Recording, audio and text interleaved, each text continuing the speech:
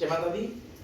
हम लोग वृष राशि के बारे में देख रहे थे। हमने मेष राशि के 3 चैप्टर देखे, वृष राशि के 2 देखे। आज हमको वृष राशि का फाइनल देखना है, हमको कैसे स्वभाव का पता करें।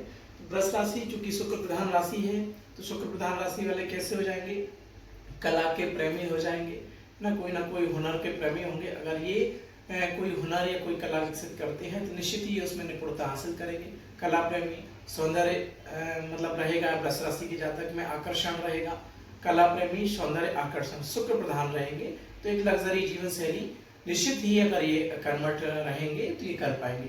दूसरा मंगल का प्रभाव है तो साहसी रहेंगे, कभी कभी जिद्दी रहेंगे। अगर ये किसी बात पर नाराज हो जाए तो इनको मनाना बड़ा मुश्किल हो जाता है। लेकिन चूंकि शुक्र है तो सौम्य भी है, तो ये आकर्षण के कारण या सौम्य स्वभाव के कारण आसानी से मान भी जाएंगे, लेकिन जिद्दी बड़े होते हैं। दूसरा चंद्र है। चंद्र होने के कारण क्या होता है, जैसे शुक्र और चंद्र का मेल हो गया, मंगल हो गया तो भोग विलासता के शौकीन, लेकिन मन जो है वो कहीं ना कहीं चलायमान रहेगा, चंचल तो रहेगा ही रहेगा, लेकिन कल्पनात्मक इतने ज्यादा नहीं रहेंगे ना। और इनको ऐसे ही आप मतलब सिर्फ कल्पना दिखाकर इनको मूर्ख नहीं बना सकते हैं ना, समझदार रहते हैं, स्वाभिमानी रहेंगे।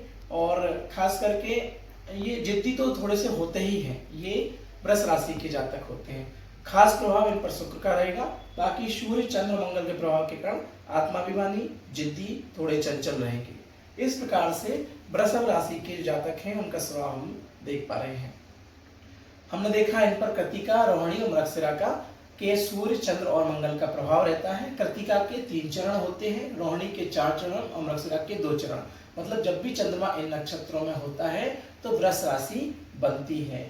लग्न में पहले घर में 2 नंबर को लग्न कहते हैं और 2 नंबर में चंद्रमा हो तो उसको वृष राशि कहते हैं।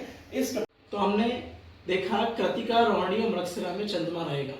अब हम देखिए इनके नाम के बारे में कैसे देखेंगे। तो चंद्रमा अगर यहाँ पर है, अब अगर कृतिका नक्षत्र का देखें, कृतिका नक्षत्र के वृष राशि में कितने चरण आते हैं? 3 चरण। तो जब कृतिका नक्षत्र में राशि आएगी या चंद्रमा आएगा तो नाम क्या हो जाएगा? नाम हो जाएगा उसका ई से, ऊ से, ए से, 3 अक्षरों से होगा, ई, ऊ, ए।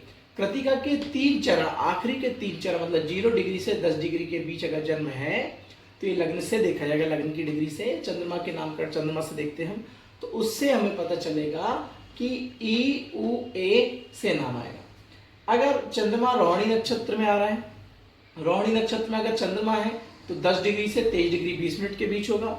अगर डिग्री ये है तो 4 चरण होते हैं। रोहिणी के कितने चरण? 4 चरण। तो रोहिणी के 4 अक्षर कौन कौन से हैं? ओ, वा, वी, बू, मतलब इनमें से किसी एक अक्षर से उनका नाम होगा। अब अगर चंद्रमा मृगशिरा में है तो मृगशिरा के यहाँ पर टोटल 9 होते हैं, तो 3 और 4 7 बचे 9। तो मृगशिरा के 2 चरण और 23 डिग्री 20 से 30 डिग्री तक, मतलब चंद्रमा इतने डिग्री के भीतर है तो कौन से नक्षत्र में होगा? मृगशिरा में।